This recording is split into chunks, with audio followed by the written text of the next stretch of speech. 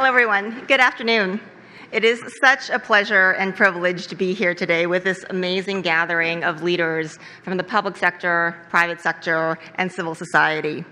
It is precisely this coming together of the different worlds that is needed to galvanize true global climate action. As CEO of the Morgan Stanley Institute for Sustainable Investing, we firmly believe that as financial industry, we have a unique opportunity, ability, and in fact, actually a unique duty to play a role in harnessing the capital markets to address some of the largest environmental, social, and economic challenges that we face as a global community. And certainly climate change is probably the mother of all of those major challenges that we need to really try to address together. We believe that the leadership of the public sector and civil society is critical to show the way forward on climate action, but that we as the private sector can play an essential role to bring speed and scale of capital to actually deploying climate solutions.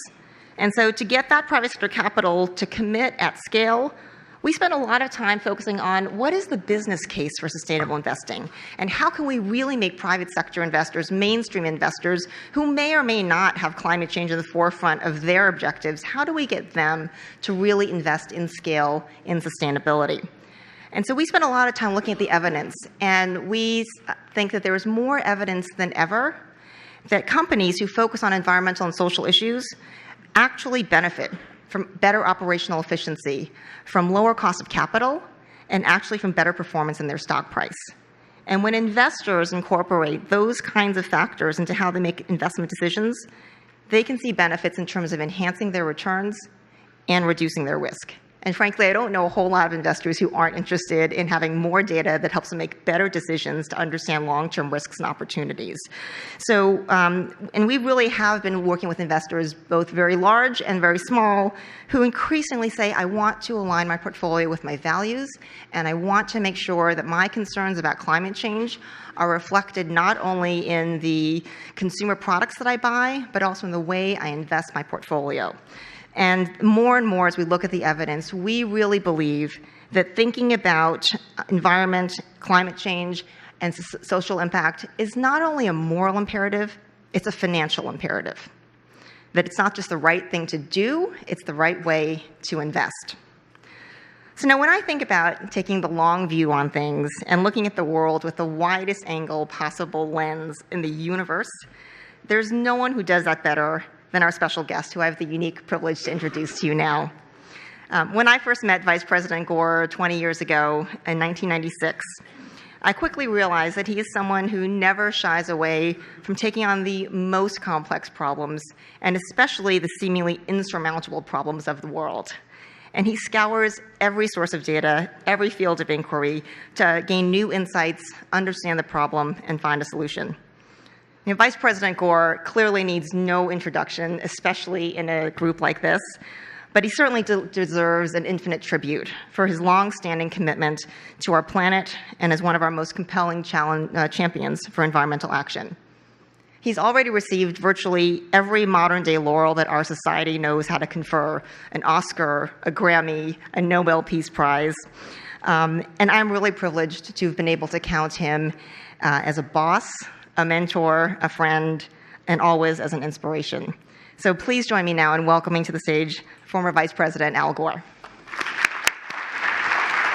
you very much. Thank you, Audrey. Thank you.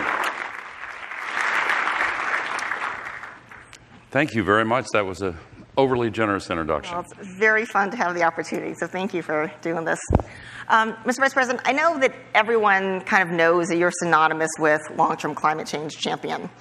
But I don't know if people realize just how massively, ridiculously ahead of the curve that you were. So I have a few pictures that I hope you don't mind that I'm going to share. Whether it was as vice president, so 20 years ago, when he was vice president, can we see the slides? Where are they? Oh, they are. Whether it was as vice president, inspiring children to understand their place in the globe and their responsibility for it, or even before that, when you were a senator, presenting at the Interparliamentary Conference on the Global Environment. You were already leading when most people probably didn't know what that conference was. Or you were also chairing committees on recycling, I believe, for some of the early legislation that you tried to introduce about recycling, again, before people thought that was a but of course we must do this thing. And then finally, my last picture is when you were doing a teach-in on climate change for the Democratic Party as the junior senator of Tennessee who still needed to wear a name tag. Not sure when the last time is that you ever needed to wear a name tag.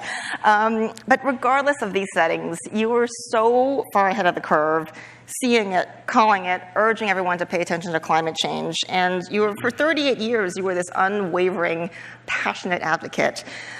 But I can't imagine, I must imagine that you must have felt like Cassandra, the oracle whose prophecies no one would ever listen to. But then somewhere along the line, and somewhere in the past 38 years of Cassandra prophecies, suddenly Cassandra started winning every single award that there was to give. Oscars, Nobels, waiting for the Tony. But, and now you've completely defied all mythology, and now I hear that Cassandra is optimistic. So tell us, why are you suddenly now optimistic after 38 years of prophesying the end? Well, thank you very much, Audrey, and thanks for the great work that you're doing. Thank you. Looking at those pictures you found reminds me of an incident. I was eating lunch in a restaurant, and a woman came by just staring at me as she walked by, and I didn't think anything of it until I noticed out of the corner of my eye the same woman coming from the opposite direction, just staring at me. And so I said, "How do you do?" And she stepped forward and said, "If you dyed your hair black, you would look just like Al Gore." And I said, "Thank you." And she said, "You sound like him too." I'm very optimistic. We're going to win this. It matters a lot how quickly we win it. Damage has been done, regrettably. More has been baked into the climate system. More than 90% of the extra heat energy trapped has been going into the oceans every day, and so that's going to come back out. But we now clearly are on a path that is almost certainly going to save us from the kind of catastrophic outcome that Mike Bloomberg very eloquently described earlier. The reasons for my optimism, I set up just a few slides. There are only 5 or 6 of these in total, and many of you are familiar with these slides. This is the exponential curve on wind installations. This is the exponential curve on solar PV installations. And it gets steeper and steeper, and from 15 onward, it's going to get steeper still. And where PV is concerned, the cost, of course, has come down an average of 10% per year for 30 years. I need to update this slide, too, because it says 0.69 cents per watt. As Jim Kim said this morning, a contract was signed 2 days ago for 2.9 cents per watt. There are a great many contracts now at 3.0, 3.2, and it'll go lower than this. But let me give you a specific example. Take the developing country of Chile. Excellent governance. When President Bachelet came back into power at the end of 2013, they had, 11 megawatts. By the end of 2014, 400 megawatts. By the end of last year, almost 850 megawatts. The economics are working for them. They love this. There's public opposition in Chile to new coal plants. So here's what they have under construction right now and have approved for construction right now.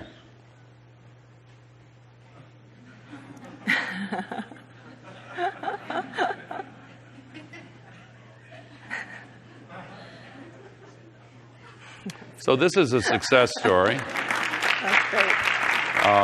And it has, in my opinion, great predictive value. This is breaking out all over the world because the cost of electricity generated by solar photovoltaics is now crossing below the grid parity threshold. And at that point, it's cheaper than electricity from coal. This is the new contract 2.9 is unsubsidized, by the way. And of course, there are obstacles and barriers, but they're being overcome. And in the last year, almost 3/4 of all new electricity generation capacity was solar and wind. The balance was gas, virtually no coal. Coal is dead in the U.S. It's being phased out almost that's another story, and we'll get to that. But now solar PV is beating gas in head-to-head competitions. It's just won in Minnesota and Colorado. And on a global basis, here's a question. Many here know this answer, but most people would answer this question: what percentage of new electricity generation was generated by renewables last year globally?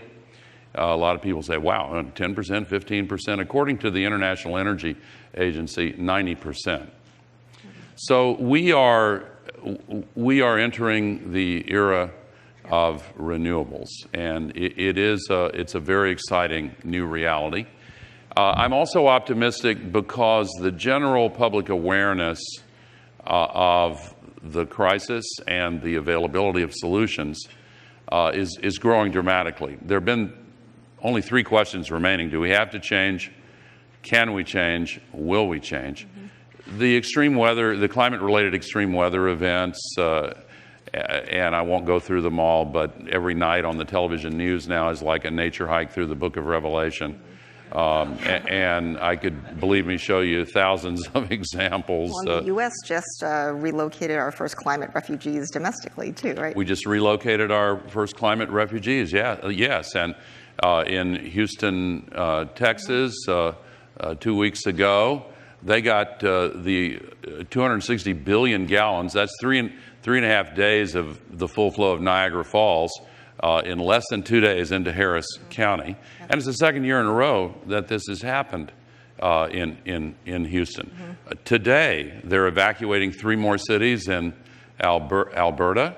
70,000 people evacuated yesterday because of the fires right in the center of the tar sands region. So Mother Nature turns out to be more persuasive than any of us.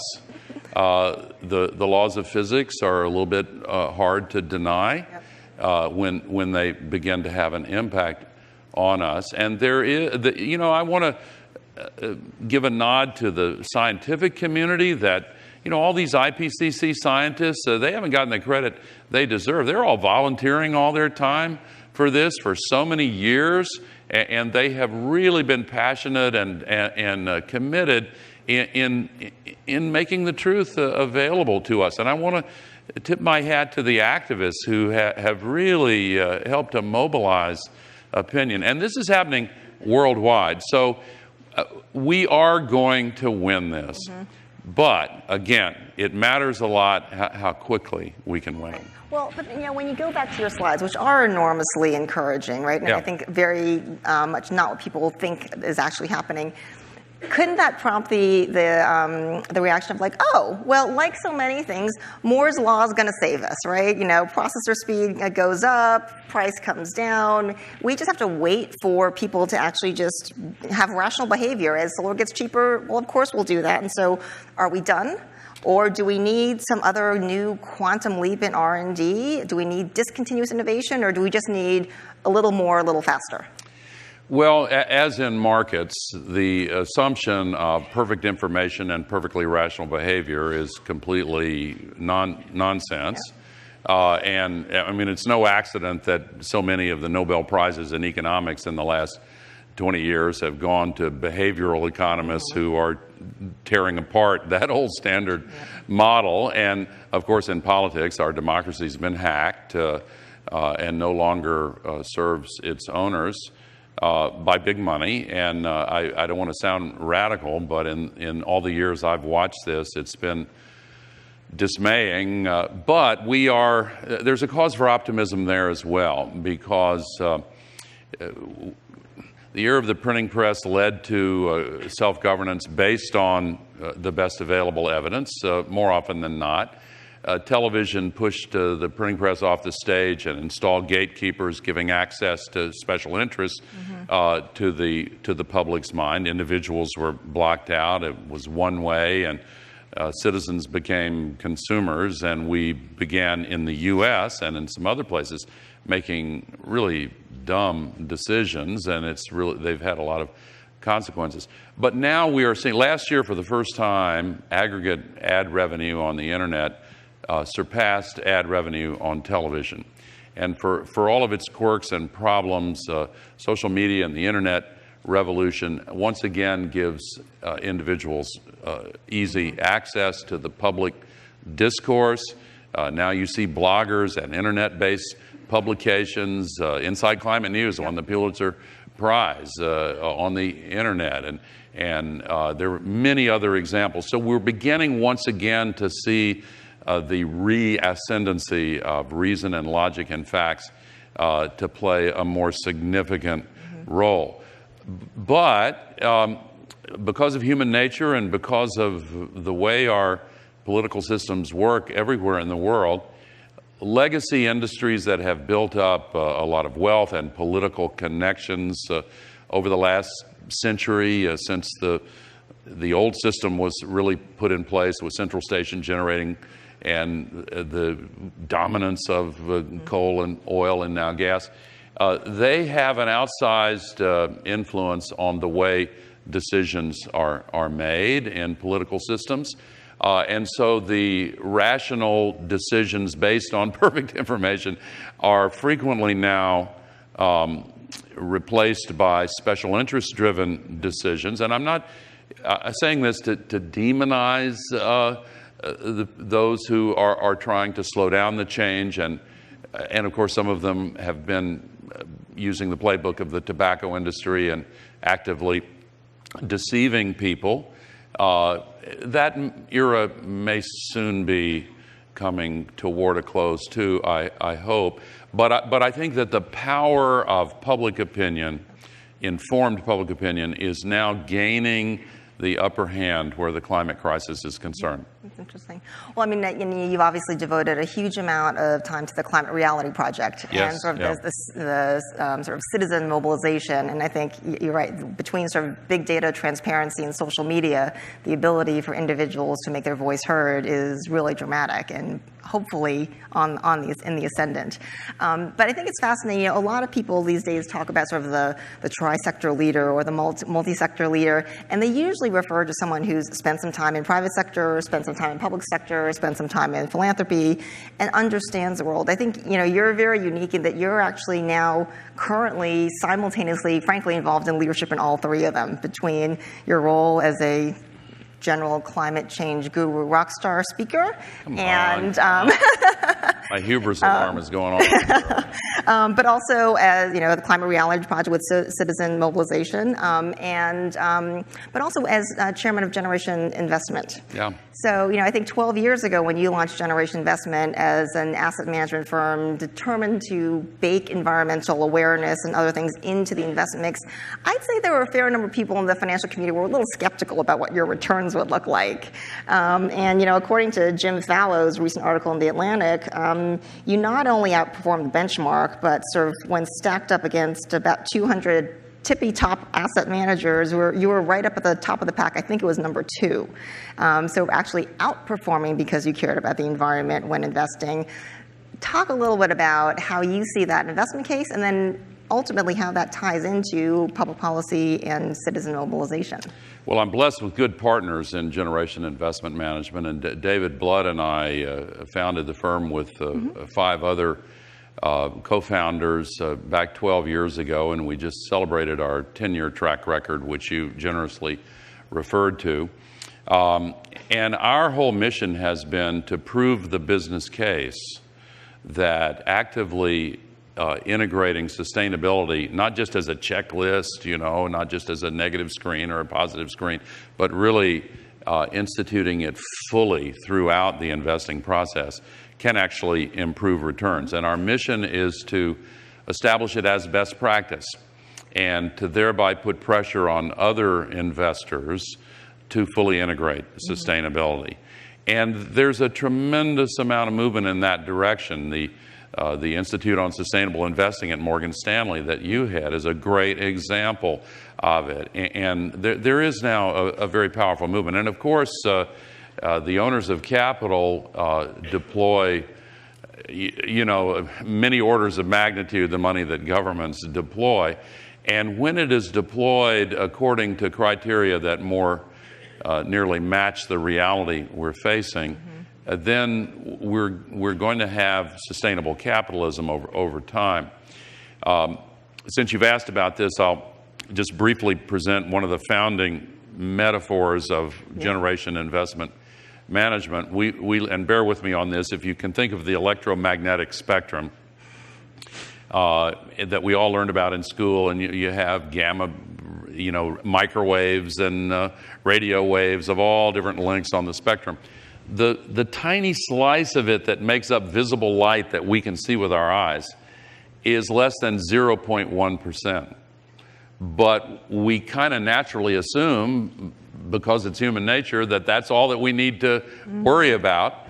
The 8 years I worked in the White House, I began every morning with a lengthy briefing by the Central Intelligence Agency, who, as you might have read, collects from the entire spectrum. And the picture presented was way more accurate. Now, here's how the analogy applies. The value spectrum is much larger than what is reflected in quarterly reports or even on the Bloomberg screens.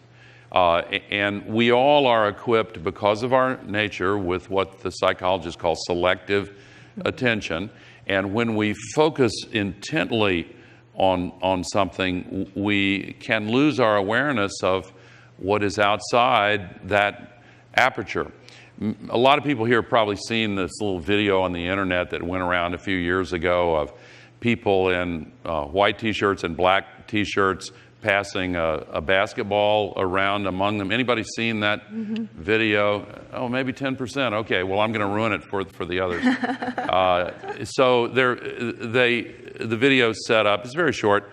Your task, the announcer says, is to count how many times people with a white T-shirt touch the ball. And they mill around and pass the ball among them, and 2 minutes later, what's your answer? And people say 15, 17, 16. And the moderator said, well, the exact answer is, I don't know if it was 16. And then he said, did anybody see the gorilla? And they run the tape back, and right in the middle of the circle, a large person in a gorilla suit walks into the middle of the circle, turns toward the camera, beats his chest, and walks out the other side. And 95% of the people who watch this video do not see the gorilla in the middle of the circle. And it's because we don't actually see with our eyes. Our eyes funnel the light carried information to our brains, and we see with our brains. And if we have organized our attention to focus very intently on a very narrow selection of phenomena, then we literally don't that range. And investors who operate within a culture that teaches them it's best to focus on quarterly reports and on the financial-based metrics that have become commonplace may miss the safety culture of a company, or their environmental performance, or their human capital management, or their treatment of the communities where they're located, or the management of their supply chain, or the ethics in the executive suites. And all of those things often have, over time, a much larger impact on whether that company is going to become more valuable or less valuable.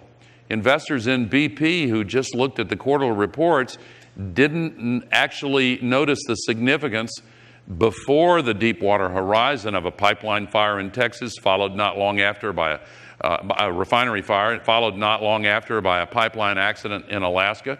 Some said, hey, what's going on? And they delved deeply into the environmental policy and safety culture, and they got out of BP before the Deepwater Horizon. But it's not only risk management, it's also opportunity identification. The kinds of exponential present in total, along with energy storage, building efficiency, sustainable agriculture, sustainable forestry. This is the biggest business opportunity in the history of the world. And it's a bumpy ride, and it's hard to do because you have to organize your firm to really identify these other elements. One of the great psychologists of value once said, it's an old aphorism, if the only tool you have is a hammer, every problem begins to look like a nail. Right. If the only tool you have for recognizing value is a price tag, then those things that don't come readily equipped with price tags may look like they have no value, but they do. And so The Economist had a cover story on the deficiencies of GDP last week, and that's a cul-de-sac we could spend a lot of time in, and we won't. But basically, we have to refine our metrics and make them more accurate. And where investors are concerned, we have to integrate sustainability into the value spectrum and start deploying capital in search of these fantastic opportunities and in avoidance of these incredible risks of stranded assets, stranded subprime carbon assets, farmland in some areas that is becoming so seriously damaged, coastal areas from the new sea level rise projections, and unfortunately it's a long list. Yeah, well, I mean, I think, the long-term, short-term tension that you described is incredibly powerful and hard to figure out how we break. But I wonder, back to the optimism theme, whether you're optimistic. I mean, I will confess that I am, because I'm starting to see more people actually focusing on how do we measure all of those things, right? Whether it's the Sustainability Accounting Standards Board talking about environment as a material factor that can affect 13-week earnings, or the Mark Carney and the task force on climate-related financial disclosures, talking about climate change as a financial systemic risk. I mean, do you think we're maybe on the verge of the beginnings of a systems change where people start to price it in? I do. I really do. I'm proud that my co-founder and partner David Blood is on that Mark Carney board. I'm proud that our Generation Foundation provided seed money for SASB. We give 5% of our profits to the Generation Foundation in pursuit of sustainable capitalism writ large. But I do think that we're seeing a very powerful shift. And just as maybe a decade ago, it was very common for companies to put a green veneer on and be accused of greenwashing, there are also financial firms and others that are doing the equivalent now. But that's a first step on the journey. And they'll get called out. Some of them are being called out now. And then when they actually commit to it for real, they find it's good for them, it works, it's good for their clients.